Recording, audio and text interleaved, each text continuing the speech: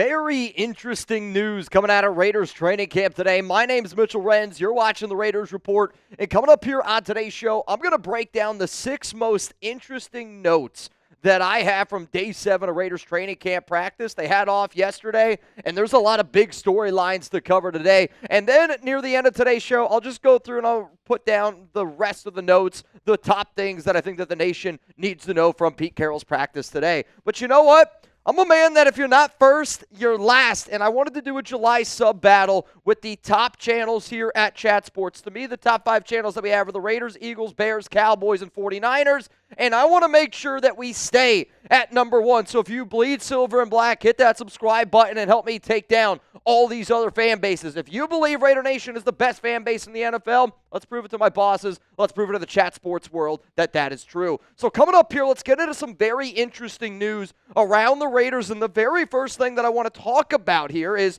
JT Woods. This guy has been laying the wood, and this guy has been somebody that I think once the pads have come on, you can really tell that he's a physical corner, and Pete Carroll loves athletic corners, 4.36, 40-yard dash type of speed, long, he's lanky, has some of that versatility, safety, cornerback, but he worked with the ones today, and from what it sounds like that this is actually a possibility of him getting some work with some of these potential starters. Now, I know Pete Carroll loves competition, and we'll talk about Eric Stokes, Darien, Porter, Jacorian, Bennett, DeCamerion, Richardson today, but right now, that cornerback room, a lot of competition in it. Let's go to the next thing today. Jordan Meredith, another start at center again, and I'm not going to panic because the Raiders did something very interesting that's going to make me smile, and I think some of y'all might know what I'm already talking about here, but I have been worried that the Raiders are going to put Jordan Meredith at center, which then means JPJ is going to be a backup. I've been saying if the Raiders' plan all along is to put Meredith at center,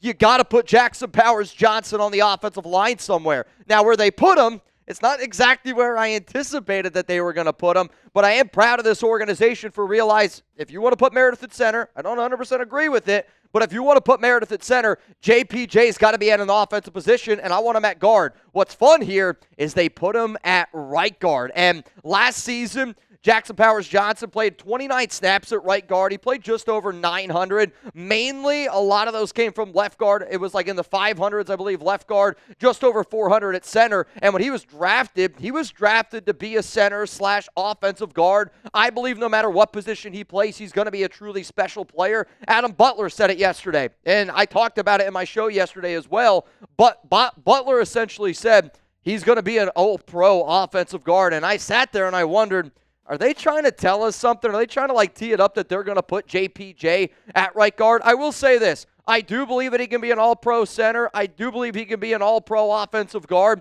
I think an all-pro center is more valuable, but if they're just trying to put the 5 best offensive linemen out there, I really don't hate that idea because this is what's important. As soon as I saw JPJ was getting reps at right guard, the number one thing that I thought of is that better mean Dylan Parham is at left guard. And you know what? Hit that like button right now because I actually got chills a little bit because this team continues to do things that are what is intentional and what an intelligent franchise would do. Not only Dylan Parham working at left guard, my guy Dylan Parham has been in the gym working on his fitness, and he's probably been hearing the rumors. He's probably heard from Raider Nation that, I don't know if he's strong enough to play offensive guard. I don't know if he's beefed up enough to be in a Chip Kelly offense. I've heard those rumors. I've kind of said those rumors myself that he kind of gets bullied around up against some big overall defensive tackles. But you know what? Dylan Parham is up to 332 pounds, which if you don't know how much he was at last season, he hovered somewhere around 310, 315 is what the Raiders listed him as, but an extra 17 pounds. I know Chip Kelly has always done a spread offense, and I think when people think of Kelly, they really think of up-tempo and really just throwing the football a ton. The Raiders are going to run the rock a ton. And I know the Raiders are going to run the rock a ton. You went out and you drafted Ashton Genty. You got a bunch of receivers that can stretch the field, but also are willing to block. I think this is low-key one of those moves that you're going to look at and you're going to go, Dylan Parham beefing up to 332. This team is trying to play bully ball, and I flippin' love it. Let's go to the last thing here, and it's Alex Cappa. Does that mean he's going to be a backup? When the Raiders signed Cappa, I was a little bit worried of what exactly that was going to mean to our offensive line because of his connection with John Spytek. And I don't want to say like I told you so, but at the end of the day, there was a reason why Alex Cappa was graded as the worst starting offensive guard in the National Football League last season, and it's because he couldn't stay healthy, and it's because he's just getting older and older, and since the injury he sustained in 2020, 2021, I don't remember what year it was exactly, he just hasn't been the same guy. So today, the Raiders' offensive line that was out there working, Kolton Miller at left tackle, Dylan Parham at left guard, Jordan Meredith at center, Jackson Powers-Johnson at right guard, and then the second-year rookie DJ Glaze at right tackle. This is going to be the pinned comment here on today's show. I want you to grade this offensive line. A, B, C, D, or F. My answer is going to be coming up right here after this YouTube ad break. Let's go with a solid B-plus grade, and I want to be very clear. I like this Raiders offensive line. It's a B-plus. Shit. I'll be honest with you, I got a lot of B-pluses in high school and in middle school. But what I do think is that there is some legit upside. I've been saying it for weeks, probably been saying it for months. I said it a lot last season as well with JPJ. I do agree with my guy, Sanjeet, one of the best in the biz, and personally to me, one of the guys that I look to in terms of offensive line dissection. And he said that he don't love the idea of Jackson Powers-Johnson playing guard. I would much rather have him play center for the Raiders. I completely 110% agree with Sanjeet, but I also want to sit back here and go, well, if you tell me right now that this is the Raiders' offensive line, because I would have said the bigger concern that I have is putting Alex Cappa out there as a starting offensive lineman, but you know what? If JPJ's got to play right guard, which means Jordan Meredith has got to play center, which means Alex Cappa isn't going to be a starting offensive lineman for the Raiders, I think that is a proof of the Raiders might have had a plan, but smart teams value competition. Smart teams are willing to say, you know what? Maybe that initial plan didn't work and throw it out the window. Unlike a Josh McDaniels offense, unlike a Luke Getsy offense where they're going to score on that first drive and then they ain't doing anything for the next 3 quarters. Good teams make adjustments, and the Raiders are making an adjustment here at training camp. I just hope that they stick with it. Again, I would rather them at center. But if that means that Alex Cappa is going to be a starting offensive lineman, I think Raider Nation should be very, very happy about that. Coming up here, I got more training camp news for the Silver and Black. And again, I'm going to go on the offense, defensive side of the football. I got it all mixed in today. One other thing that I really want to show y'all, because today might be the final day. And I want to give a huge shout out to the nation. You guys have gone out, and a ton of people have gotten their Ashton Jeanty jerseys. My bosses were telling me here at Chat Sports that we've had over 30 people get brand new Jeanty jerseys, but here's the thing.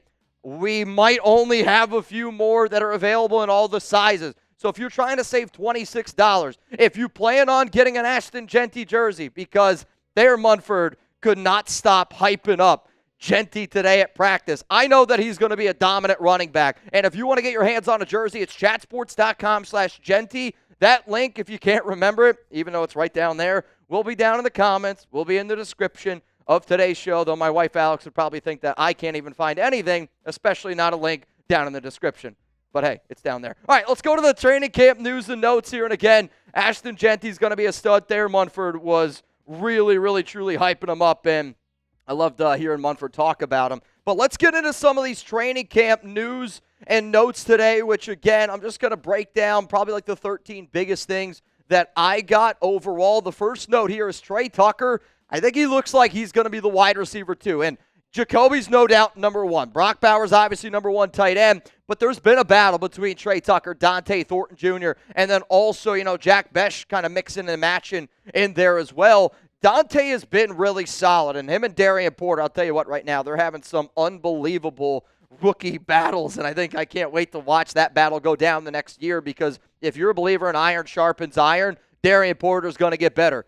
Dante Thornton Jr. is going to get better, but you know who also has gotten a lot better? Trey Tucker. I put out a short yesterday. I did a video earlier in the week that I believe that he's ready to take that next step with Geno Smith, with Chip Kelly, but from what it sounds like coming out of camp, Trey Tucker is starting to secure himself as a wide receiver 2 for this team. And if you need a great sleeper in fantasy football, people are starting to realize it now, but jump on the train while you can. Trey Tucker is going to be a sleeper in a lot of fantasy leagues. Let's go to another note here that I got. Alex Bachman continues to really show out, and I did a 53-man roster video that went out early this morning. If you haven't seen it yet, please go check it out. And I mentioned Alex Bachman in that video. I'll be real, I didn't feature him in the 53, and I might end up kicking myself in the ass because of that, but Bachman looks really good. And the role that I think I was hoping that Tommy Mellott was going to be able to play in the slot kind of sounds like that's the role Alex Bachman has really bought into. And one of my buddies who's at practice every single day, not a player, but somebody who's there,